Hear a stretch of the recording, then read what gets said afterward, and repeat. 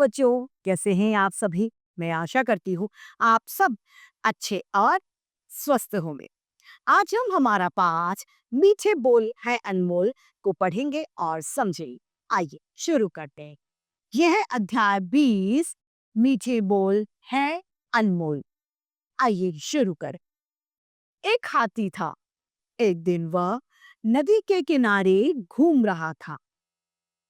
वहां उसे एक खरगोश मिला। खरगोश हाथी को ही निहार रहा था, यानी वो हाथी को ही देख रहा था।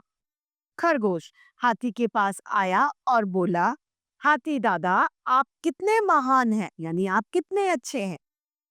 आपकी चाल भी निराली है। काश मैं आपकी पीठ पर बैठकर सवारी का आनंद ले सकता। उसने बड़े प्यार से हाथी को ये बात कहा।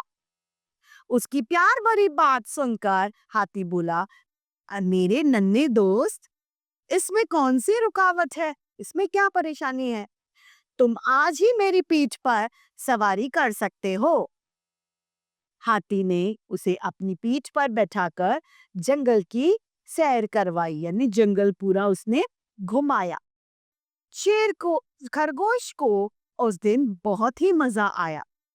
ऊंचे ऊंचे पेड़ों पर जो फल लगे थे, फल जो उसे ललचाते थे, जिसे देखकर वो खाने का मन करता था, आज उन्हें वह छूकर वह फूला नहीं समा रहा था, क्योंकि वो अब ऊंचाई पर बैठा था तो आसानी से फल को छू सकता था और खा सकता था।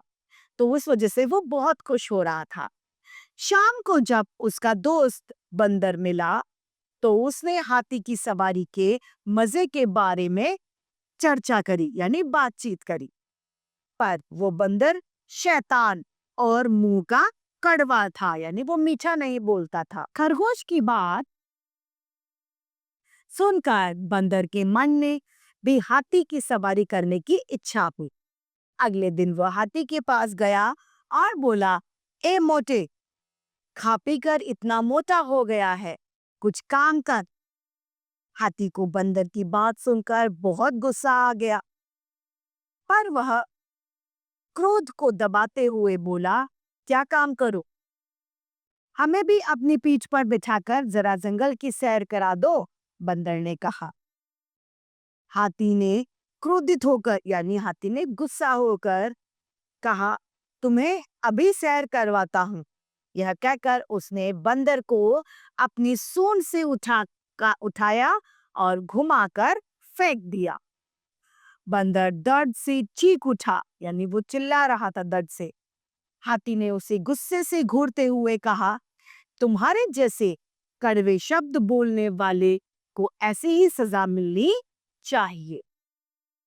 बंदर की टांग टूट गई और 3 महीने तक वह बिस्तर पर पड़ा रहा।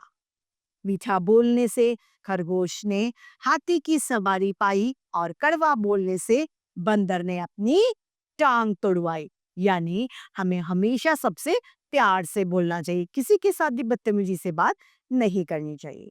आइए शब्द ज्ञान को देखते हैं। निहारना यानी देखना, निराली यानी अनोखी, आनंद अर्थात मजा, चर्चा अर्थात बातचीत, मुंह का कड़वा होना यानी कठोर शब्द बोलने वाला, और क्रोध अर्थात गुस्सा आना।